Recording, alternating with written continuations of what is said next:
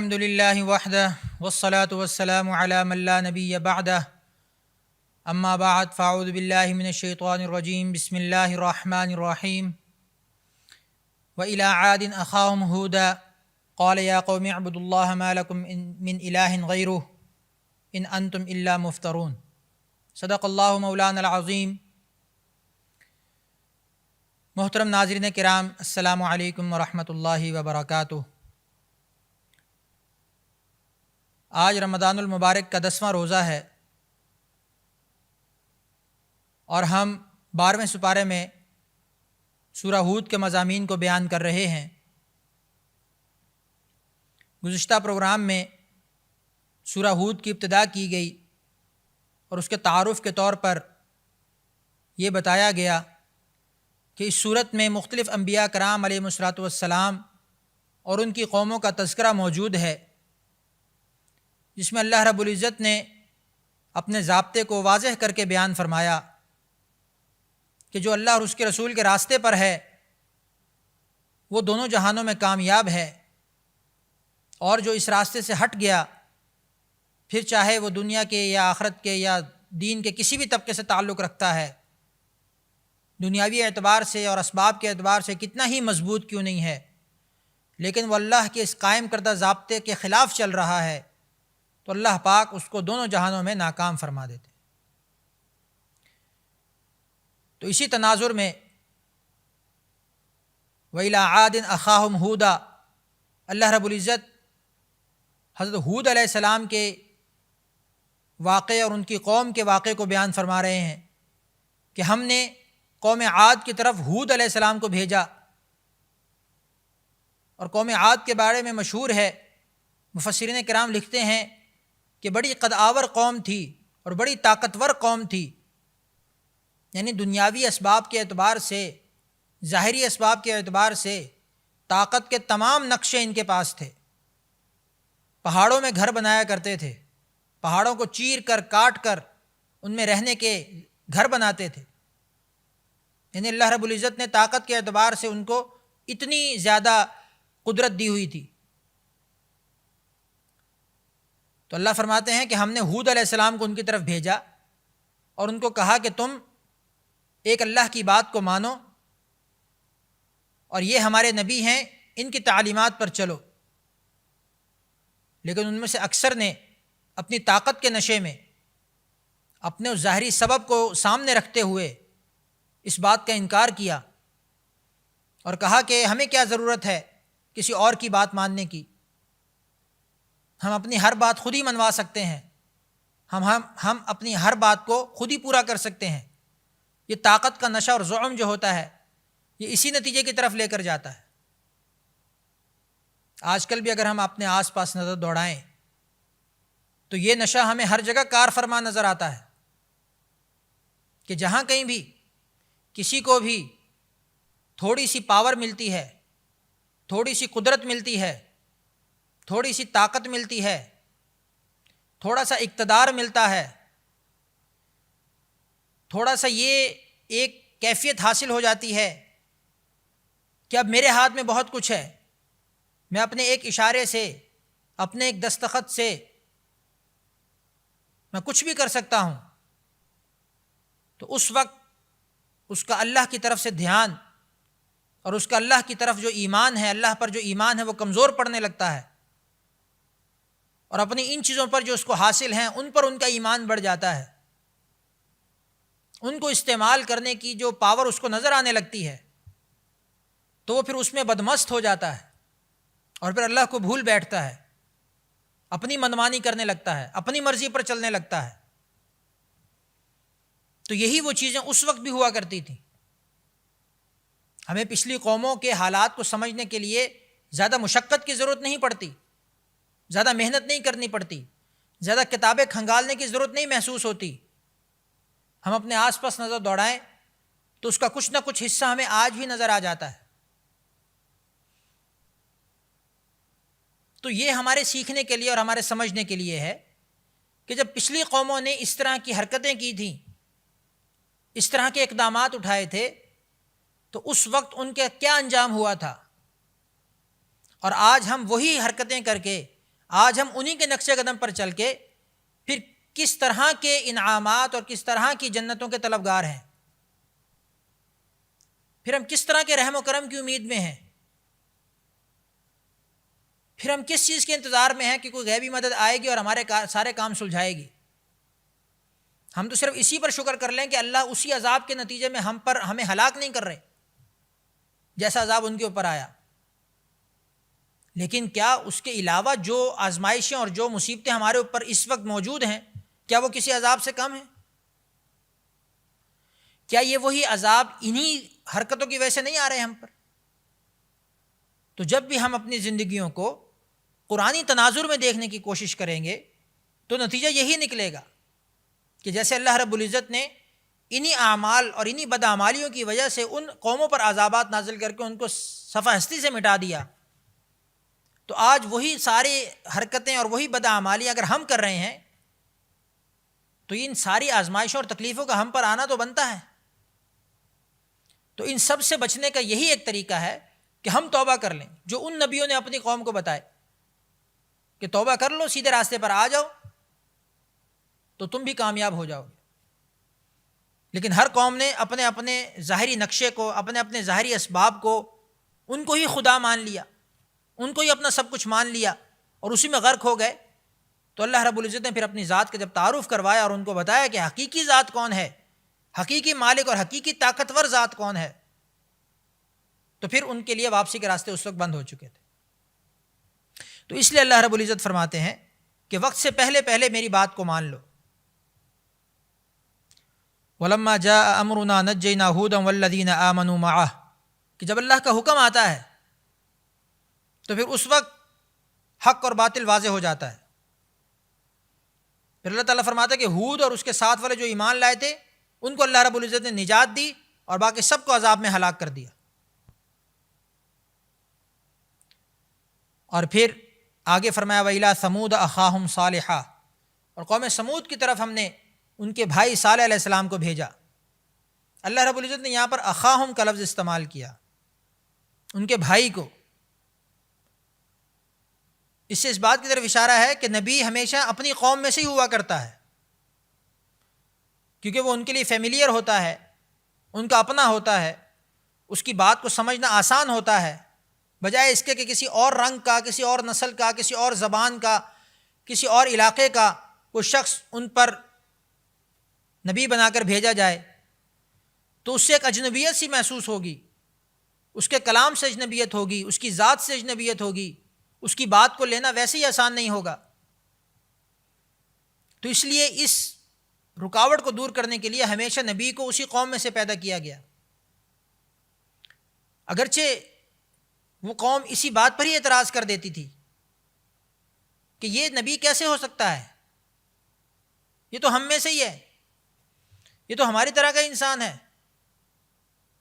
یہ تو جیسے ہم کھاتے پیتے ہیں یہ بھی یہی کھاتا پیتا ہے، ہم سوتے ہیں یہ بھی سوتا ہے، ہم کاروبار کرتے ہیں بازار میں جاتے ہیں یہ بھی جاتا ہے، تو کیا فرق ہے؟ لیکن اللہ رب العزت فرماتے ہیں کہ میں اپنے بندوں میں سے جس پر احسان کرتا ہوں اس کو یہ منصب عطا کرتا ہوں، لیکن ہوتا وہ تمہارے میں سے ہی ہے تاکہ تمہارے لیے بات کو سمجھنا لینا آسان ہو۔ تو فرمایا کہ سمود کی طرف اللہ رب العزت نے صالح علیہ السلام کو بھیجا۔ تو ان کا واقعہ مشہور ہے کہ انہوں نے اللہ کی طرف بلایا، انہوں نے نہیں مانا اور معجزے کا مطالبہ کیا۔ اور معجزہ کیا تھا؟ کیا مانگا کہ سامنے یہ جو پہاڑی ہے اس میں سے ایک اونٹنی نکلے اور وہ اونٹنی حاملہ ہو اور نکلتے ہی وہ بچہ جنے۔ اب معجزہ تو ایسا ہی ہوتا ہے، مطالبہ کرنے والا تو کچھ بھی کہہ سکتا ہے، چاہے ظاہری اعتبار سے، عقلی اعتبار سے، اسباب کے اعتبار سے اس کا ہونا بالکل ہی ممکن نہ ہو۔ اور جس طرح کے معجزے کے بارے میں پوچھا گیا تھا، کہا گیا تھا، یہ تو بالکل ایسا ہی تھا کہ ظاہری اعتبار سے تو ایسا ہو ہی نہیں سکتا، آج کل کی جدید ٹیکنالوجی کے دور میں بھی ممکن نہیں ہے کچھ یہ کہ اس وقت یہ ہو۔ لیکن اللہ کی ذات تو ہر زمانے میں تمام ٹیکنالوجیوں سے آگے ہے نا، تو اللہ رب العزت نے یہ بھی کر دکھایا تاکہ اتمام حجت ہو جائے. کل کو وہ یہ نہ کہیں کہ ہماری تو بات ہی پوری نہیں ہوئی تھی، ہم نے تو جو پوچھا تھا وہ تو آپ نے کیا نہیں، پھر ہم پر کس چیز کا عذاب. تو اللہ نے اتمام حجت کے لیے یہ بھی کر دیا. وہاں سے اونٹنی بھی نکالی، اس نے بچہ بھی جنا، اور وہ بھاگتا دوڑتا رہا، نظر آتا رہا سب کو کہ ہاں بھائی واقعی حقیقت ہے یہ. کچھ لوگ پھر بھی ایمان لے آئے، لیکن اکثریت نے پھر بھی کہا کہ نہیں، یہ تو جادو ہے، یہ تو آنکھوں کا دھوکہ ہے، اور پھر اس کے پیچھے پڑ گئے. تو اللہ کے نبی نے فرمایا کہ ٹھیک ہے، تم معجزے کے بعد بھی نہیں مانتے، اللہ تعالیٰ تمہیں ہو سکتا ہے معاف کر دے، اب تم اس کے پیچھے نہ پڑو، یہ اللہ کی نشانی ہے، اللہ کی اونٹنی ہے، اب تم اس کے پیچھے نہ پڑ جاؤ. لیکن وہ بغض کے مارے ہوئے، حسد کے مارے ہوئے اب اس کی جان کے پیچھے پڑ گئے، یہاں تک کہ اس کو مار ڈالا. اب اللہ کی طرف سے جو حجت تھی وہ پوری ہو گئی. اب اللہ تعالیٰ نے ان کو اپنے عذاب میں مبتلا فرمایا، اور عذاب آیا اور سب کو صف ہستی سے مٹا دیا. فلما جاء امرنا نجینا صالحا والذین معه، کہ وہی بات کہ جب حکم آتا ہے تو اللہ تعالیٰ حق اور باطل کو واضح کر دیتا ہے، حق کو علیحدہ کر دیتا ہے اور باطل کو ملیا میٹ کر دیتا ہے. تو ایک چیخ تھی جس نے آ کے پکڑا اس قوم کو اور پھر ان کو ملیا میٹ کر دیا. آگے فرمایا وَلَقَدْ جَاءَتْ رُسُلُنَا إِبْرَاهِيمَ بِالْبُشْرَى، اور جب ہمارے رسول آئے ابراہیم علیہ السلام کے پاس بشارت لے کر، قالوا سلاما، انہوں نے سلام کہا. اور پھر آگے لوط علیہ السلام کا واقعہ ذکر فرمایا کہ لوط علیہ السلام کی قوم پر اللہ رب العزت نے نبی بھیجا اور ان کو کہا کہ تم جس برائی میں مبتلا ہو اس کو چھوڑ دو، یہ غیر فطری طریقہ ہے، یہ غیر فطری گناہ ہے. اللہ رب العزت نے جس کام کے لیے، جس مقصد کے لیے ایک ترتیب بنائی ہے، اس ترتیب سے ہٹ کر کوئی بھی ایسا کام جو غیر فطری ہو، غیر شرعی ہو،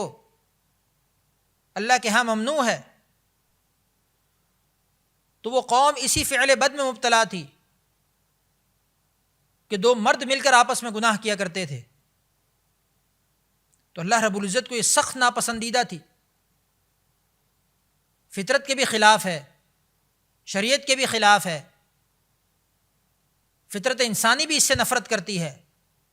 تو اللہ رب العزت نے اپنے نبی کے ذریعے ان کو سمجھایا کہ اس کام سے باز آ جاؤ، لیکن وہ باز نہیں آئے. تو اللہ رب العزت نے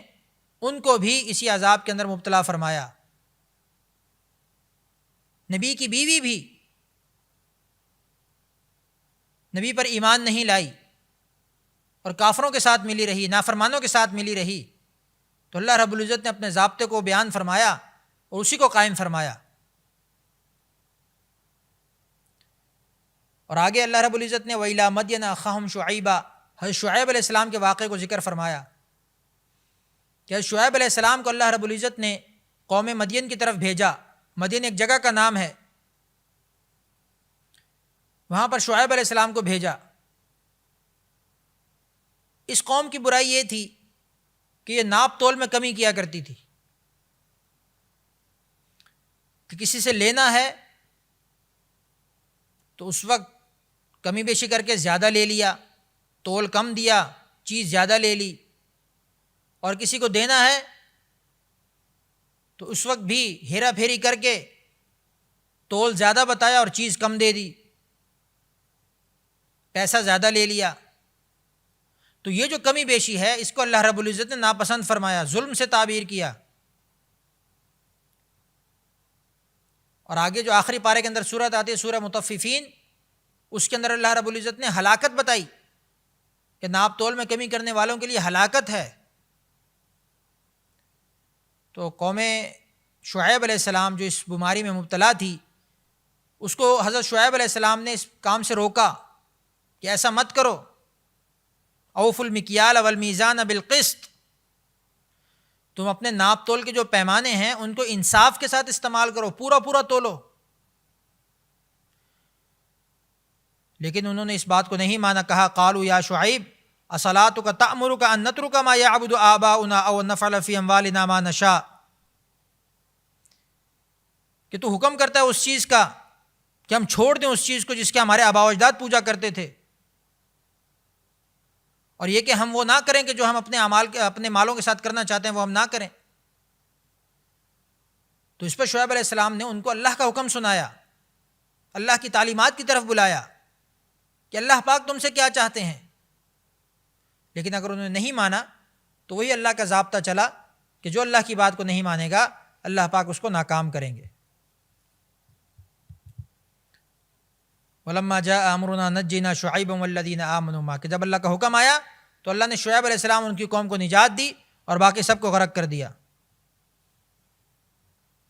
اس کے بعد موسیٰ علیہ السلام کا تذکرہ ہوا، وَلَقَدْ أَرْسَلْنَا مُوسَىٰ بِآيَاتِنَا وَسُلْطَانٍ مُّبِينٍ إِلَىٰ فِرْعَوْنَ وَمَلَئِهِ فَاتَّبَعُوا أَمْرَ فِرْعَوْنَ۔ بارہا اس کا تذکرہ ہوا، موسیٰ علیہ السلام اور ان کی قوم کا، بنی اسرائیل کا، فرعون کا، جا بجا قرآن پاک میں تذکرہ ہے کہ فرعون اپنے آپ کو خدا سمجھتا تھا اور اپنے خواب کے نتیجے میں لاکھوں بچوں کو قتل کروایا کہ موسیٰ علیہ السلام پیدا نہ ہو سکے، لیکن اللہ نے ان کو پیدا کر کے دکھایا اور اسی کے محل میں پرورش کروا کے دکھایا۔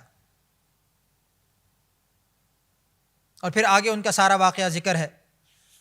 اس صورت کے آخر تک اللہ رب العزت نے اپنی قدرت کو ذکر فرمایا، اور پھر آگے ایک آیت ہے فَاسْتَقِمْ كَمَا أُمِرْتَ۔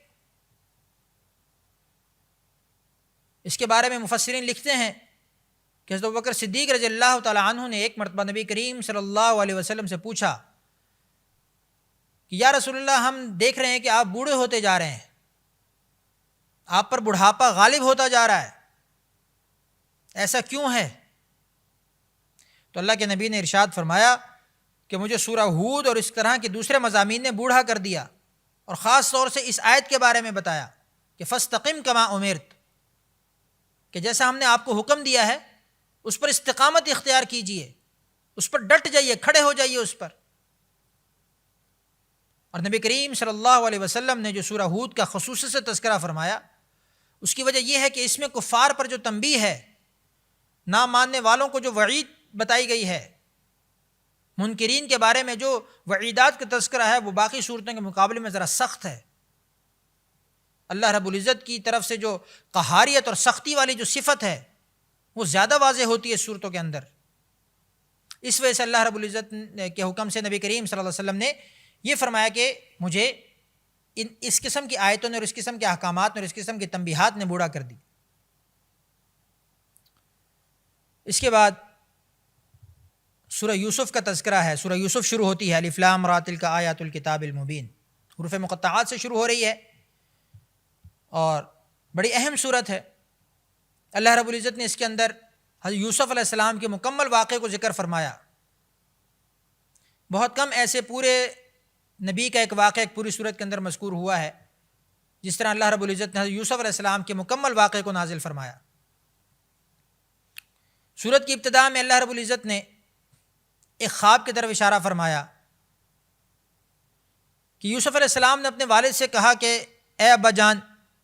میں خواب دیکھا ہے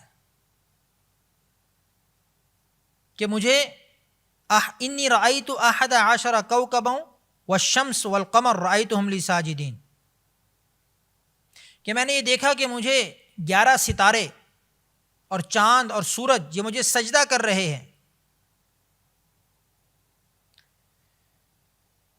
تو ان کے والد حضرت یعقوب علیہ السلام نے فرمایا کہ یہ خواب تم اپنے بھائیوں سے ذکر مت کرنا، کہ اس لیے کہ وہ تمہارے پیچھے پڑ جائیں گے، کیونکہ ان کے بھائی ان سے حسد کیا کرتے تھے، اور جب یہ ابھی بچپن میں تھے اسی وقت یہ خواب آیا، اور اس پر پھر ایک واقعہ بھی یہ ہوا کہ جب سارے بھائی جو ہے وہ ان سے حسد کیا کرتے تھے، تو اسی حسد کے نتیجے میں انہوں نے یوسف علیہ السلام کو مارنے کا منصوبہ بنایا، اور یہ کہا، اپنے باپ کو کہا کہ یوسف علیہ السلام کو ہمارے ساتھ بھیج دیں، ہم باہر اس کو کھیلنے کے لیے لے جانا چاہتے ہیں۔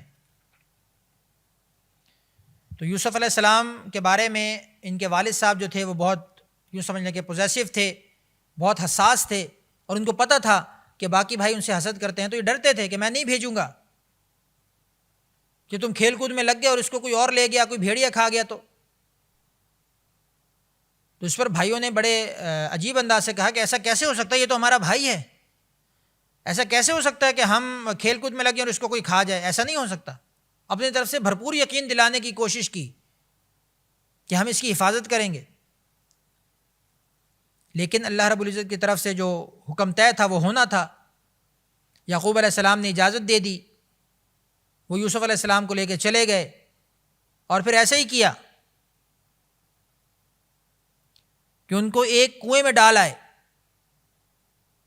ایک ڈول میں ڈال کے کنویں میں چھوڑ دیا، بالکل خالی کنواں تھا اور اس کے اندر چھوڑ دیا، اور واپس آئے اور کسی بھیڑ کو یا بکری کو کاٹ کے اس کا خون حضرت یوسف علیہ السلام کی قمیص پر لگا کے لے آئے، اور روتے ہوئے آئے کہ جیسا آپ نے کہا تھا ویسا ہی ہو گیا، جو ڈر تھا وہی ہوا کہ یوسف علیہ السلام کو بھیڑیا کھا گیا، اور جھوٹ موٹ کے آنسو بہانے لگے، اور وہ جھوٹی موٹی خون کی قمیض جو ہے وہ آپ کے سامنے لا کے رکھ دی۔ تو اس پر یعقوب علیہ السلام بڑے آبدیدہ ہوئے، بڑے غمگین ہوئے، اور کہا کہ اب اس پر کیا ہو سکتا ہے۔ اور دوسری طرف پھر اللہ رب العزت نے ان کا واقعہ بیان کیا کہ دور دراز سے کوئی قافلہ آیا اور اس نے اس کنویں کے پاس قیام کیا، اور جب اس میں سے پانی نکالنے لگے تو یوسف علیہ السلام کو اللہ رب العزت نے زندہ سلامت اس ڈول میں سے باہر نکالا، اور انہوں نے اس کو اپنے پاس رکھا اور کہا کہ یہ بڑا خوبصورت بچہ ہے، کیونکہ یوسف علیہ السلام کو اللہ رب العزت نے بہت خوبصورت بنایا تھا۔ آپ کی خوبصورتی تو ویسے ہی ضرب المثل ہے کہ نبیوں میں خوبصورتی میں اللہ رب العزت نے بہت بڑا درجہ یوسف علیہ السلام کو عطا فرمایا تھا۔ تو اتنا خوبصورت بچہ دیکھ کے ان قافلے والوں نے کہا کہ ٹھیک ہے، ہم اس کو شہر لے جائیں گے اور وہاں جا کے بیچیں گے اور بہت اچھے دام ملیں گے اس کے۔ تو اللہ کا کرنا ایسا ہوا کہ بادشاہ کے دربار میں وہ آ کر ان کا سودا ہوا، اور پھر وہ وہاں آ کر ان کو خریدا کسی نے۔ جو عزیز مصر تھا، مصر کا جو بادشاہ تھا، اس کے گھر میں رہے، وہیں پلے بڑھے، اور پھر جب جوان ہوئے تو عزیز مصر کی جو بیوی تھی، جس کا نام کچھ نے زلیخا بتایا ہے، ان کے دل میں آئی کہ یہ اتنا خوبصورت نوجوان ہے تو کیوں نہ اس کے ساتھ میرا تعلق بنے۔ اس نے کوشش کی، لیکن اللہ رب العزت نے نبی کو بچانا تھا۔ نبی کی تعلیمات یہی ہوتی ہیں کہ ہر وقت اللہ رب العزت کی طرف سے ان کو سکھایا جاتا ہے، بتایا جاتا ہے۔ نبوت نہ بھی ملی ہو، نبوت سے پہلے بھی اللہ رب العزت کی طرف سے نبی کی تعلیم کا سلسلہ جاری رہتا ہے۔ اللہ نبی کو سکھاتے ہیں، اللہ نبی کی تربیت فرماتے ہیں۔ تو یہاں سے ہمیں یہ بھی سمجھنا چاہیے کہ جب بھی ہم نے کہیں پر بھی گناہ سے بچنا ہے تو اس کے لیے آخری حد تک زور لگانا ہے۔ یہ نہیں کہ شیطان کے پہلے ہی حملے میں ہم ڈھہ جائیں، کہ ہمیں اگر کوئی 7 دروازے بند کر کے کوئی گناہ کی طرف بلائے تو ہم یہ نہیں کہ اب تو میرے ہاتھ میں کچھ نہیں، اب تو میں کچھ نہیں کر سکتا، تو اپنے آپ کو شیطان کے حوالے کر دیا۔ ایسے نہیں، بلکہ آخری دم تک زور لگانا ہے کہ کس طریقے سے میں گناہ سے بچ جاؤں۔ یہ تو ایک مثال کے طور پر ذکر کیا نا، کوئی بھی گناہ ہو زندگی میں آپ کے، کوئی بھی ایسا موقع ہو اللہ کی نافرمانی کا، کوئی بھی ایسی جگہ ہو جہاں پہ اللہ کی نافرمانی سے آپ اپنے آپ کو بچانا چاہتے ہیں، اور آپ کو لگتا ہے کہ اب تو سارے راستے بند ہیں، سارے راستے مسدود ہیں اللہ کی نافرمانی سے بچنے کے، اب میں کیا کروں؟ تو اس وقت بھی جو بھی راستہ نظر آئے اس کی طرف بھاگ پڑو، اللہ تعالیٰ راستے کھولنے والا ہے، تم ایک قدم تو بڑھاؤ۔ تو اس وقت اگرچہ 7 کے 7 دروازے بند تھے، مفسرین لکھتے ہیں، لیکن یوسف علیہ السلام دوڑ پڑے باہر کی طرف کہ مجھے نہیں کرنا یہ گناہ۔ تو دوڑ پڑے تو اللہ تعالیٰ نے سارے تالے توڑ دیے، سارے دروازے کھلتے چلے گئے، یہاں تک کہ پیچھے سے زلیخا نے پکڑنے کی کوشش کی، لیکن وہ کرتا پھٹ گیا اور آپ آگے چلے گئے، بھاگ گئے۔ بعد میں پھر اس نے جب سارا معاملہ کھلا لوگوں کے سامنے تو عزیز مصر بھی آیا، اس نے کہا یہ کیا ہے؟ تو زلیخا نے روتے ہوئے کہا کہ یہ تو میرے اوپر جو ہے اس نے حملہ کیا، الٹا حساب۔ تو اس وقت ایک شیر خوار جو بچہ تھا اس کے منہ سے اللہ تعالیٰ نے کہلوایا، اور یہ ان کو سمجھ میں آیا کہ اب دیکھو کہ اگر تو کرتا آگے سے پھٹا ہے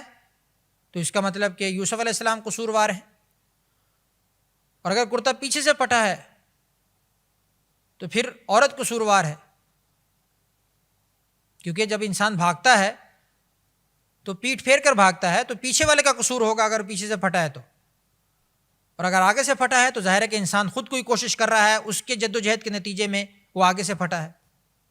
جب کرتا دیکھا تو پیچھے سے پھٹا ہوا تھا، تو اللہ رب العزت نے وہاں پر بھی اپنے نبی کو سرخرو فرمایا، اور وہاں پر بھی پتہ چل گیا کہ یہ صادق ہیں، صدیق ہیں۔ لیکن پھر ظاہر ہے کہ اس کا مسئلہ تھا، عزت نفس کا مسئلہ تھا، ان چیزوں کا مسئلہ تھا عزیز مصر کا،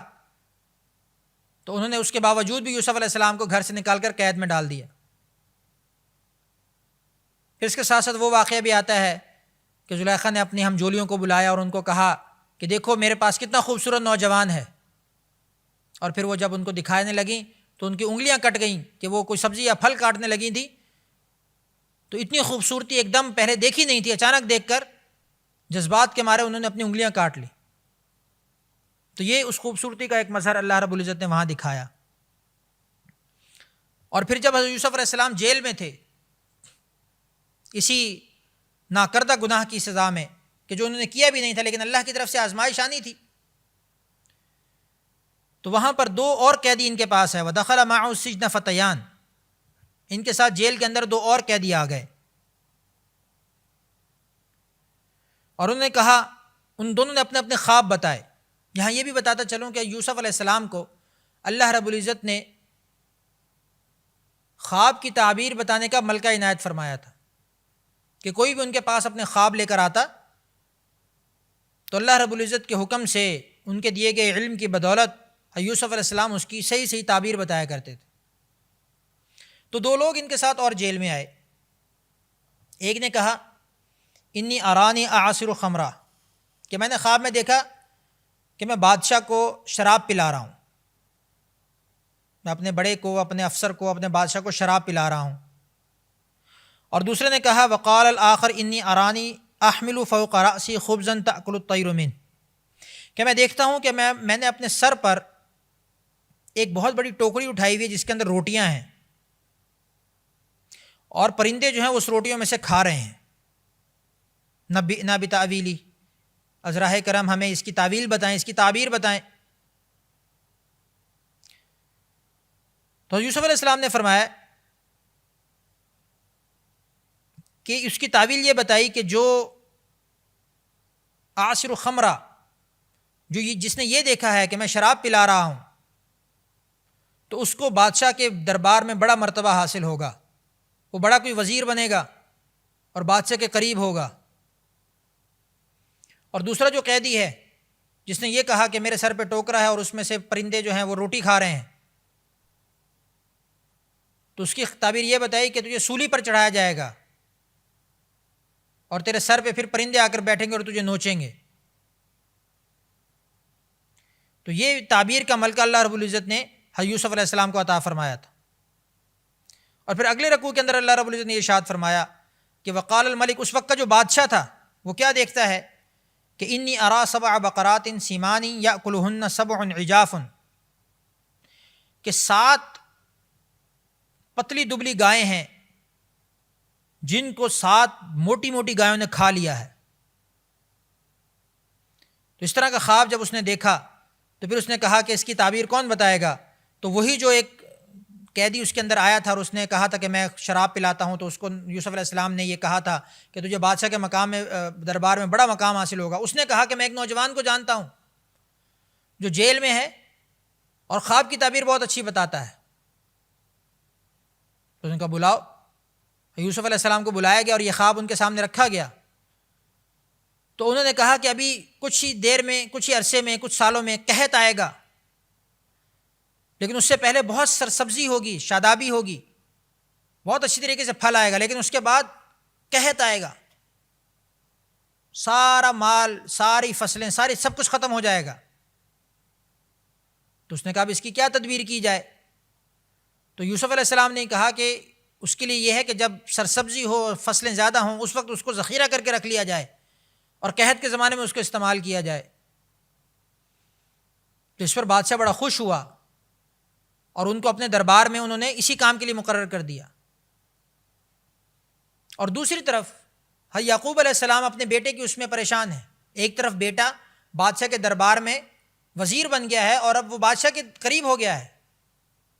بادشاہت کا تاج اس کے سر پہ سجنے والا ہے، اور دوسری طرف باپ اس غم میں نڈھال ہے کہ میرا بیٹا تو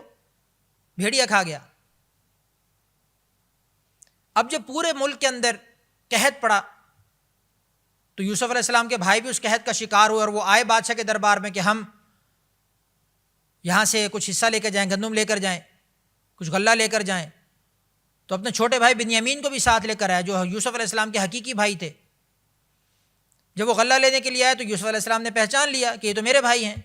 انہوں نے یوسف علیہ السلام کو نہیں پہچانا۔ اب یوسف علیہ السلام کو اپنے چھوٹے بھائی سے بہت محبت تھی، تو کہا کسی بہانے سے اس کو میں اپنے پاس رکھ لوں۔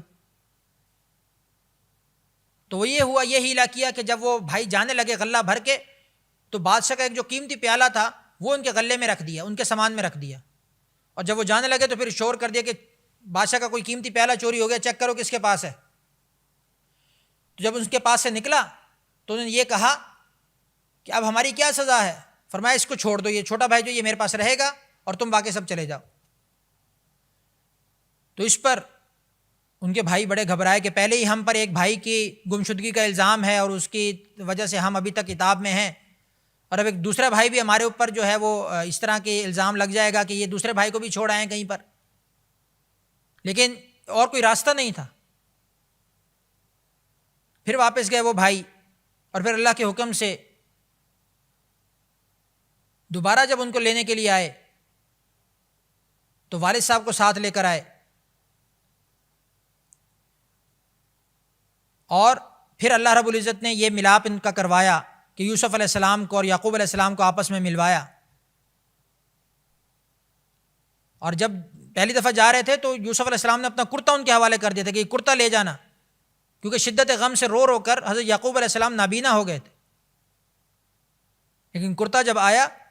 ان کی آنکھوں پر ڈالا تو اللہ کے حکم سے بینائی واپس آ گئی، اور دور سے ہی یعقوب علیہ السلام کو اس کی خوشبو محسوس ہو گئی۔ لوگ کہنے لگے کہ یہ تو اس عمر میں آ کر جو ہے ان کو ابھی سے خوشبو آ رہی ہے، یہ کیسی باتیں کر رہے ہیں، یعنی لوگوں کی سمجھ میں نہیں آ رہی تھی۔ انہوں نے کہا کہ مجھے میرے بیٹے کی خوشبو آ رہی ہے۔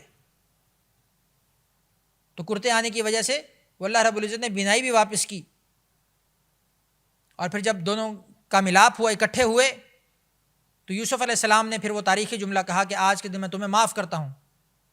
اپنے تمام بھائیوں کو معاف کر دیا۔ تو جب معاف کیا تو وہ سارے کے سارے سجدے میں گر پڑے۔ تو پھر اللہ رب العزت نے یہ بتایا، اور یعقوب علیہ السلام نے یہ کہا کہ یہ وہ خواب ہے اور یہ وہ تعبیر ہے جو میں نے تمہیں کہی تھی کہ 11 بھائی اور سورج چاند ستارے تمہیں سجدہ کریں گے۔ تو یہاں اس کہانی سے بھی یہ جو اللہ رب العزت نے واقعہ ذکر کیا، قصہ ذکر کیا، اس سے بھی ہمیں یہی سبق ملتا ہے کہ اللہ رب العزت کے ہاں کامیابی کا معیار تقویٰ ہے، اللہ کا ڈر ہے، اللہ کا خوف ہے، دنیاوی چیزیں نہیں، دنیاوی مال و اسباب نہیں۔ یوسف علیہ السلام نے تقوی اختیار کیا، اللہ سے ڈرے، اللہ نے کامیابیوں کی معراج پر پہنچا دیا۔ اور جو لوگ ان کو نیچے گرانے کے در پہ تھے، جو ان سے دشمنی کر رہے تھے،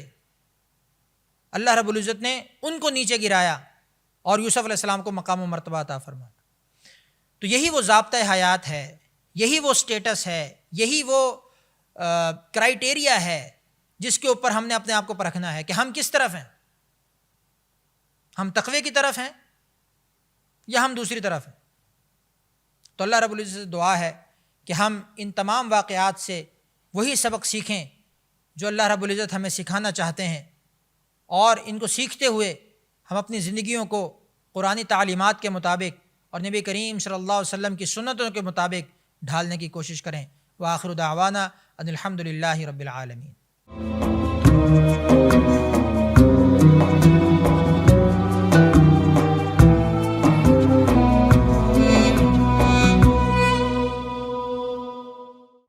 دلچسپ ہے۔